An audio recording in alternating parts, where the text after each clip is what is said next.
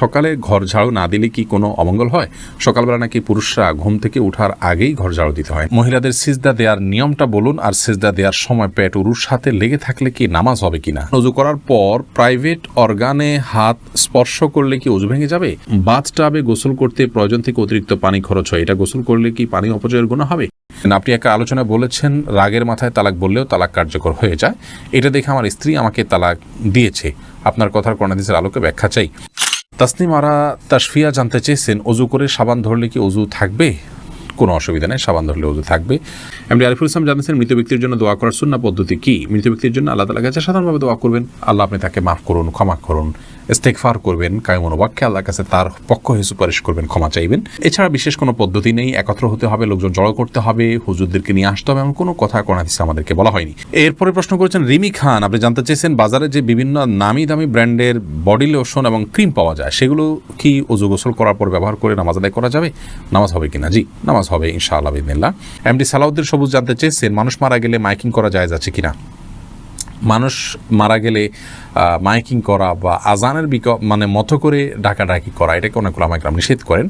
তবে জানাজা হবে বা মারা গেছে সংবাদ দেয়াতে কোনো অসুবিধা নেই, যে আজকাল অনেক সহজ মাধ্যমে সংবাদ দেয়া যেতে পারে। যেসব নারীর সন্তান প্রসবের 40 দিনের পরেও রক্ত প্রবাহ বন্ধ না হয়, তারা কিভাবে বাদবন্দি করবেন?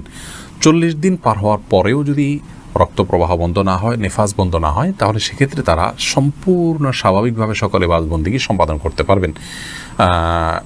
সেখানে কোনো আজকাল তো অনেক কিছু ব্যবস্থা রয়েছে যাতে করে ব্লাড যেখানে সেখানে না পড়ে, সে ব্যবস্থাপনা গ্রহণ করার পর তিনি এবাদবন্দি স্বাভাবিক করতে পারবেন। 40 দিনের পরে আর তার ব্লিডিং হলেও তাকে নেফাস সে আক্রান্ত বা এটাকে আপনার প্রসব পরবর্তী যে ব্লিডিং বলা হয়ে থাকে সেটির মধ্যে গণ্য করা হবে না। রিসান ভুঁইয়া আপনি জানতেছেন গরু ছাগলের বট খাওয়া কি জায়েজ? জি, এটা সম্পূর্ণ জায়েজ, তবে এটা যার যার রুচির ব্যাপার। কারোর যদি ভালো লাগে তিনি খাবেন, কারোর ভালো না লাগলে তিনি খাবেন না, একান্তই তার ব্যাপার। নামাজে আয়াতের অংশ পড়লে হবে কিনা যদি সূরা কাউসারের সমান হয়? জি, অবশ্যই হয়ে যাবে। এটাতে যদি সূরা কাউসারের সমান হয়, ছোট 3 আয়াতও হয়ে যায়, ইনশাআল্লাহ সালাত হয়ে যাবে, অসুবিধা নেই। মোহাম্মদ মিজানুর রহমান জানতে চেয়েছেন আপনি একটা আলোচনা বলেছেন রাগের মাথায় তালাক বললেও তালাক কার্যকর হয়ে যায়, এটা দেখে আমার স্ত্রী আমাকে তালাক দিয়েছে, আপনার কথার কোন হাদিসের আলোকে ব্যাখ্যা চাই। নবী করিম সাল্লাল্লাহু আলাইহি ওয়াসাল্লাম বলেছেন সালাতুন জিদ্দুহুন্না জিদ্দুন ওয়া হাজলুহুন্না জিদ্দুন, 3টি কাজ মানুষ সিরিয়াসলি করলে যা হয়, দুষ্টুমি করে করলেও তা হয়, এগুলো ঘটে যায়। তার মধ্যে থেকে একটি হলো তালাক। অতএব তালাকের এই বিষয়টি খুবই সিরিয়াস, এটা স্পর্শকাতর। বিধায় রাগের মাথা তালাক দিলেও তালাক হবে, কিন্তু রাগ যদি কারোর এরকম হয় যে রাগের কারণে কি বলেছেন তিনি নিজেও জানেন না, এত বেশি রাগ হয়ে গেছে, তাহলে সেক্ষেত্রে সেটি তালাক পতিত হবে না। তবে আপনার স্ত্রী আপনাকে তালাক দিয়েছেন, স্ত্রী যদি বলেন এইভাবে যে আমি তোমাকে তালাক দিলাম, এভাবে বললে তালাক হবে না। এবং স্ত্রীর অর্পিত তালাকের যে পাওয়ার আছে সেটা তিনি কখন খাটাতে পারেন, কিভাবে সেটা প্রয়োগ করতে পারেন, এগুলো আলোচনা সাপেক্ষ বিষয়। এই জন্য এই নির্দিষ্ট বিষয়ে কোনো দক্ষ আলিমের সাথে আপনি দেখা করে কোনো দারুল ইফতাতে গিয়ে আপনি আপনার বিষয়টি ফতোয়া নেবেন ইনশাআল্লাহ। আবু সিদ্দিক হানিফ জানতে চেয়েছেন ঘরে বিড়াল থাকলে নাকি নামাজ হয় না, এটা কি সত্য কথা? না, এটার কোনো ভিত্তি নেই। ঘরে বিড়াল থাকলে নামাজ হবে না, কেন নামাজ হবে। তানজিনা বেগম জানতেছেন কোরআন ধরে ওয়াদা করার পর সে ওয়াদা ভঙ্গ করলে কি পরিণতি হতে পারে? কোরআন ধরে ওয়াদা করা এটা ওয়াদা করার পদ্ধতি নয়, ওয়াদা এমনিই হবে। আল্লাহর নামে শপথ করতে চাইলে মুখে বলবেন আল্লাহর নামে আমি শপথ করছি, এটা হলো শপথের সঠিক পদ্ধতি। আব্দুর রহমান জানতে চেয়েছেন আমি একজন দর্জি, মহিলাদের পোশাক তৈরি করি, আমি যদি কোনো মহিলাকে তার ইচ্ছা মতো ডিজাইন জামা বানিয়ে দেই আর সে যদি সেটা পরে বেগানা পুরুষের সামনে যায়, দিকে আমার পাপ হবে? যদি এমন হয় যে পোশাকটা বানানোই হচ্ছে পাপের কাজের জন্য, আপনি জানেন, তাহলে সেক্ষেত্রে তাকে সহায়তা হবে তার সেটা তৈরি করে দিলে। সেজন্য এটি তৈরি করার ক্ষেত্রে আপনি ডিনাই করা উচিত, এতটুকু এখতিয়ার অধিকার আপনার থাকা উচিত, এবং ইমানি গায়রত যেটাকে বলে ইমানি আত্মসম্মান বোধ সেটা আপনার থাকা উচিত। আর যদি এই লেভেলের সমস্যা না হয়, বরং এটা তিনি বাসায় পড়তে পারেন, তার স্বামীর সামনে পড়তে পারেন, বাহিরে পড়তে পারেন, কি করবেন আপনি জানেন না, তাহলে আপনি খুঁচিয়ে তাকে জিজ্ঞেস করার কোনো প্রয়োজন নেই, এবং এর কারণে আপনার গুনাহ হবে না। তিনি যদি এটাকে অন্যায় কাজে ব্যবহার করেন, ইনশাআল্লাহ আপনার গুনাহ হবে না। সামিয়া ফেরদৌস জানতে চেয়েছেন তাহাজ্জুদ নামাজ কি ঘর অন্ধকার করে পড়তে হবে, এর কোনো ভিত্তি আছে কি?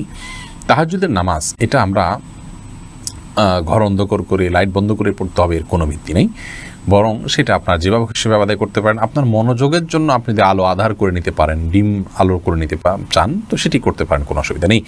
তবে অন্ধকারেই পড়তে হবে এমন কোনো বাধ্যবাধকতা বা নিয়ম নেই। তৌফিকুল ইসলাম জানতে চেয়েছেন বাথটাবে গোসল করতে প্রয়োজন থেকে অতিরিক্ত পানি খরচ হয়, এটা গোসল করলে কি পানি অপচয়ের গুনাহ হবে?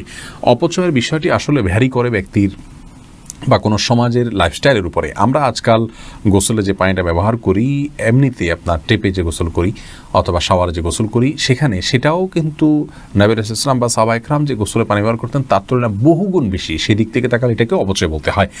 মূলত যেহেতু আমাদের এখন লাইফস্টাইলটা এই রকম যে আমরা আপনার এভাবে গোসল করি বা এই সিস্টেম আমাদের সমাজে রয়েছে, তো এর মধ্যে থেকে যতটুকু সম্ভব আমাদেরকে অপব্যয় বা অপচয় করার থেকে বেঁচে থাকার চেষ্টা করতে হবে। ধরুন আপনি বাথটাবে গোসলের জন্য যতটুকু পানি লাগে ততটুকু পানি ব্যবহার করলেন, এরপরেও প্রয়োজনে অপ্রয়োজনে আপনি টিপ ছেড়ে দিয়ে রাখলেন, সেটা অপচয় হবে। কিন্তু যতটুকু আপনার প্রয়োজন হবে ততটুকু ব্যবহার করলে ইনশাআল্লাহ বিদিল্লাহ অপচয়ের গুনাহ হবে না। আর দীপু জানতে চেয়েছেন, অজু করার পর প্রাইভেট অর্গানে হাত স্পর্শ করলে কি অজু ভেঙে যাবে? ইমাম আবু হানিফা রাহিমাহুল্লাহর মত অনুযায়ী অজু ভাঙবে না, এবং এর সপক্ষে অনেকগুলো দলিল এবং যুক্তি আছে, বিভিন্ন স্পষ্ট হাদিস রয়েছে। যদিও অনেক ইমামদের মতে যদি কোনো আড়াল ছাড়া স্পর্শ মানে সরাসরি স্পর্শ করেন তাহলে সেক্ষেত্রে অজু ভঙ্গ হবে। সোনিয়া আক্তার জানতে চেয়েছেন, মহিলাদের সিজদা দেওয়ার নিয়মটা বলুন, আর সিজদা দেওয়ার সময় পেট উরুর সাথে লেগে থাকলে কি নামাজ হবে কিনা? জি, নামাজ হবে। নামাজ হবে না, নারী পুরুষের সালাত নিয়ে যে মত পার্থক্য আছে এটাকে আমরা অনেক বড় করে দেখি। বিষয়টা এরকম বড় কিছু না। আপনার এখানে যারাই ইখতিলাফ করে থাকেন, জাস্ট এখানে পদ্ধতির উত্তম অনুত্তমার বিষয়টা, নামাজ হওয়া না হওয়ার কোনো ইখতিলাফ এখানে নেই। লাবণ্য আপনি জানতে চেয়েছেন, সকালে ঘর ঝাড়ু না দিলে কি কোনো অমঙ্গল হয়? সকালবেলা নাকি পুরুষরা ঘুম থেকে ওঠার আগেই ঘর ঝাড়ু দিতে হয়। না বোন, এটা বানোয়াট কথা। হয়তো পুরুষ শাসিত সমাজে নারীদেরকে আপনার কোণঠাসা করে রাখার জন্য বা তাদেরকে কাজে লাগানোর জন্য কেউ তৈরি করেছে, এগুলোর সাথে ইসলামের কোনো সম্পর্ক